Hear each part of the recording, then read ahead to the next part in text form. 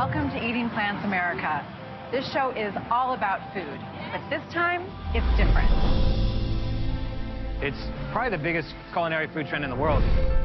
This, my friends, is what new food looks like. So this is vegan chicken made from soya. That looks like chicken to me. This is amazing. Secrets to our plant-based revolution. This is probably the best tofu I've had. The show will travel the globe and explore the world of plant-based eating. Welcome to China, the fastest growing vegan market in the world. Where we are today at the Sydney Vegan Markets, where everything is 100% plant-based. I can't believe I'm in a supermarket that is all vegan. The vegan pub in Britain. Cheers. Food made from plants is loaded with goodness. We're going to learn a delicious recipe by Harel Zakei. Oh my God. Today we're making mac and cheese, my absolute childhood favorite. Mine too. So I really hope you enjoy this. It's easy. You can use ingredients you have at home. A beautiful vegan fish. A vegan diet is perfect at every stage of life. Look at how colorful it is. Look how rich and decadent that is. So let's look towards plants to heal.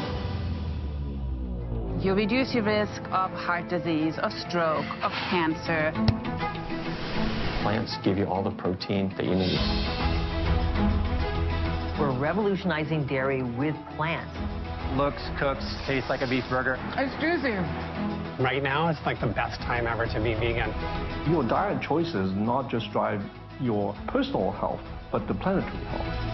We just want to make more environmentally safe choices, but also protect the animals. Throughout this series, we're going to be introducing you to the best food, products, restaurants, and experts in the plant-based movement. Welcome to Eating Plants Germany. Eating Plants Israel. Eating Plants UK. Eating plants China. Welcome to Eating Plants Australia.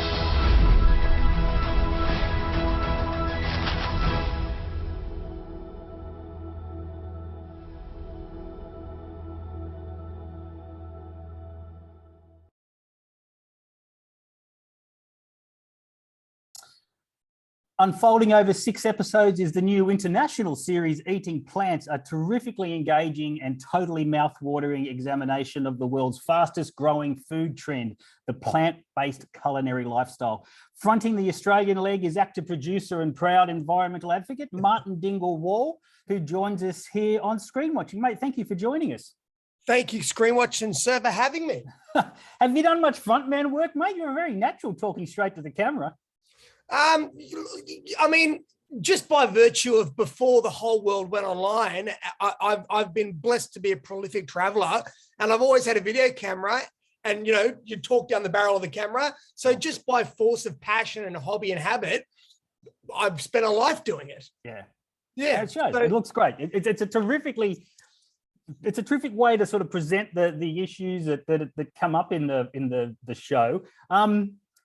Let's go back to my intro, the world's fastest growing food trend. What does that mean in real terms? Where was it? Where is it now? Look, you're going to have data specialists and people that do this for a living that I have sat with and interviewed. As much as I'd like to regurgitate the numbers for you, I don't have them on tap. Sure. All I know is my lifestyle, its effects on me, my passion for it, why I was approached to involve myself as a host. What I do know, however, is some of the statistics that were presented to me blew my mind. Sure.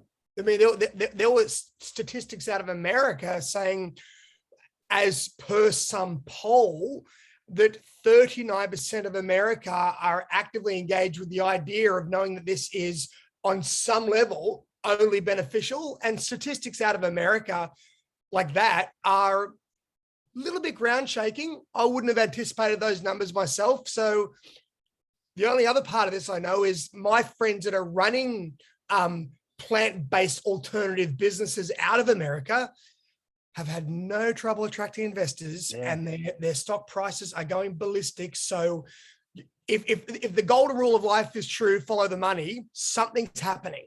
Yeah. Yeah, the information that came through in the press kit for the interview was that, projections of $160 billion industry within 10 years and all that sort of stuff. So that's pretty impressive numbers. And we'll get to why that's important a little bit later. The series is filmed across 6 different countries: US, UK, China, Israel, Germany, here in Oz. Is there a universality to the ideals and principles that vegans share? And if there is, what are some that are uniquely Australian? Well, yeah, universal ideals, I guess the short term for that is a philosophy.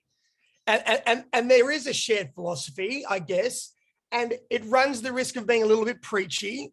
And that is that I think, a ground level awareness of the other discussion is, distribution of grain, that a third or more of the grain of the world goes to livestock when we're catering to human hunger issues. So elements like that are just thought worthy. But just to derail for a second and say, what really excited me about the series when Mick and Kate approached me was that this is not an exclusive journey. This is, every Australian, for the most part, we all grew up in, carnivorous houses. My life was spent with that until I just had a moment that affected me enough to make me just go, oh, something's rattling in there. So I need to look into this. But this show, this vessel, the power of it is just its inclusiveness, because it has nothing to say about the other. What it does is what has happened to me since my veganism began 8 or 9 years ago. And that was, I'm a pretty happy person. And the result of that, I'm a borderline public vegan. I'm certainly going to be one now. And dudes were just asking me like, so what do you eat? And it's like, well, I'm no chef, but this is what I do. And I'd show them and they'd be like, okay, so, and beyond that, it's like, beyond that, I'm governed by my inner dialogue, but I'm exploring it. I don't know. And then Mick and Kate, swooped in and said, so we're going to do the show and invite the whole world to just see what's happening. I'm like, if there's anything I need to do, it's learn to cook better as a vegan. So I really went into the show as a student, and I got to talk with inspired minds, whether it be DJing or peak athletes or, Damien out in Zimbabwe. They're all, for lack of a less spiritual word, they're all kind of luminous beings at the top of their game. And the one thing they've done that is our shared philosophy is they just removed animal products. And that's all this is about. It's like, keep doing your thing, keep living your life. I know a lot of people are asking me, and now I can just say, well, here's the link. This is what I found out. That to me is the celebration of eating plants. Yeah, and that comes across in the show. Certainly the terror that is on your face when you take on cooking your first chocolate cake is a terrifically entertaining part of the show as well, which you handle with aplomb. It's clear that preparing vegan food, and Jilly Jackson, the beautiful chef from up north, that the scene you did with her preparing the eggplant fish sort of substitute is incredibly simple. And I'm in a similar boat cooking wise. I can barely boil an egg, but I shouldn't mention eggs, of course. But the just watching it all unfold so simply, I guess that leads into my next question. Is there an inevitability that veganism will be the dominant sort of socially acceptable form of sustenance in years to come? Is this a generational thing? Will future generations just grow up with it?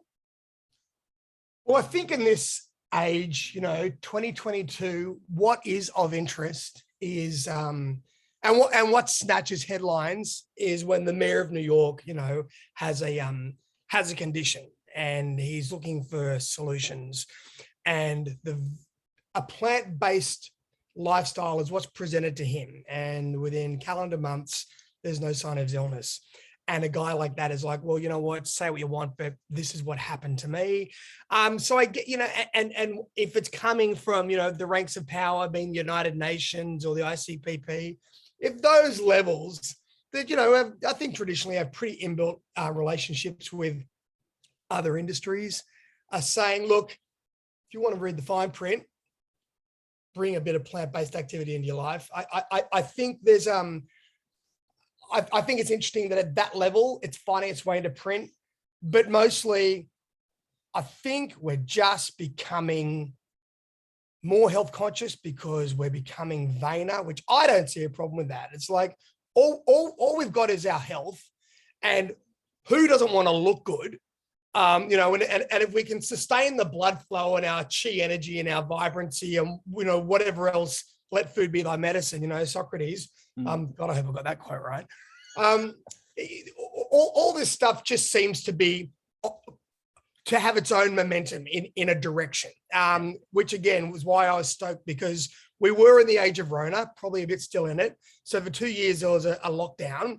And so what do people do? They watched Netflix and they ate and had to cook food for themselves. And so what grew is like, I feel trapped. I'm feeling lethargic. My options are now limited. I can't travel. So when Mick and Kay came to me and said, this is what we're thinking about doing, I'm like, guys, it's a lightning bolt. It's an inspired act to take away all the preach and just say, guys, you're asking the question. Here's an answer. Join us. We're going to go and travel 6 countries and show you what we think's really fascinating and exciting and cool. So yeah, again, that's what got me in. As with that answers your question. No, it did indeed. Somewhere in there was an answer. As with most of the movements for change in this world, whether it's energy generation or ocean abuse or whatever, the ultimate hurdle will be dismantling the profit-based industry practices that are going on. I can't see the red meat industry just sort of saying, yeah, you know what, let's go soy. We're 5 weeks away from a federal election as we record this. What do the candidates need to do to win the vegan vote? Again, I would like to say I'm versed on running for public office. Sure. I'm not. I'm versed on talking about topics that I'm passionate about and learning scripts. What I do know is that when I walk into supermarkets, there is a section for dairy and there is 2 sections for alternatives. I guess the only advice I could give, but who's asking for my advice, is again, follow the money, pay attention. You know, the cafes, you know, what coffee is as old as time. What is it? The longest standing drug on planet Earth, the coffee bean from Arabia. Yep. Like coffee doesn't exist without milk. You know, there are just things occurring that are self-evident. The vote we think is at the ballot. In fact, the vote is with the dollar every day. You know, and that's that. I think maybe those people, you know, those people going for office nudge the door open to, you know, not absolute hard line one way or the other, but hey, look, we're aware that we're in changing times. I mean, you know, from Bob Dylan all the way down, it's forever changing times. But right now, at the most primary point of our everyday life, which is our consumption 3 days a week, 3 times a day, things are actually changing. And I don't know if that part of our lives has ever changed like this before. It's changing now. 8 years of vegan. If you had to say to the screen watchers here on the podcast, this is the meal you should have to turn you vegan, what's your favorite? You know, what I do, actually, this is so hippie. And what I've always done is I just go and buy the bag of lentils or the bag of chickpeas. I put a third of it in a jar. I fill the rest of it up with, you know, purified water. It sprouts. They grow little tails, they're little tadpoles because they're living parcels of protein and life. And I use those things as my base.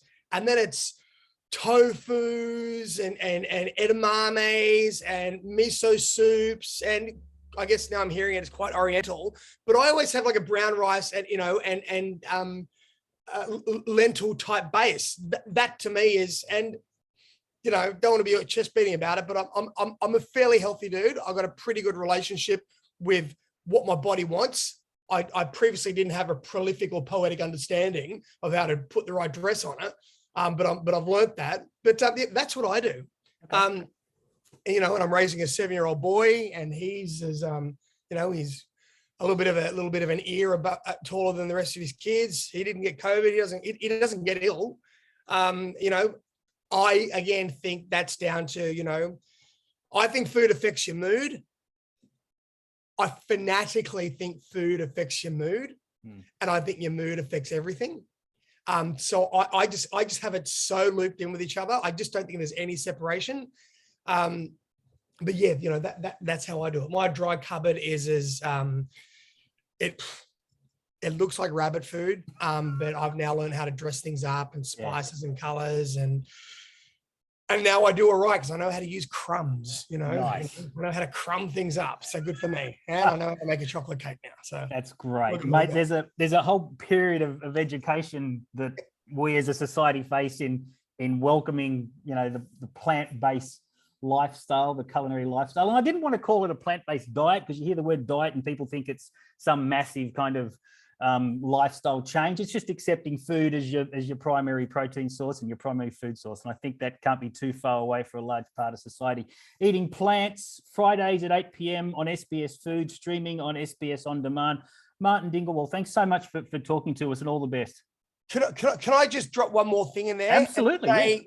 This is not about eradicating anything. This is like, keep doing what you're doing. But people are getting curious because I know my friend circle is, and this is just about what else you can bring in. This is like inviting more people to the party. And that to me is the celebration of why the show, I believe, I'll get some viewing numbers. That's what I think. I think they will as well.